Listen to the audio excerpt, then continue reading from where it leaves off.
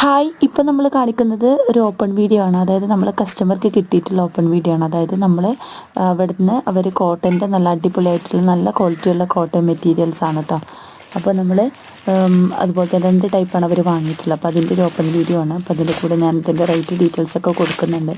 അപ്പോൾ അതുപോലത്തെ മെറ്റീരിയൽസ് ആവശ്യമുള്ളവർക്ക് സ്ക്രീൻഷോട്ട് എടുത്ത് വാട്സപ്പ് ചെയ്യാം കേട്ടോ.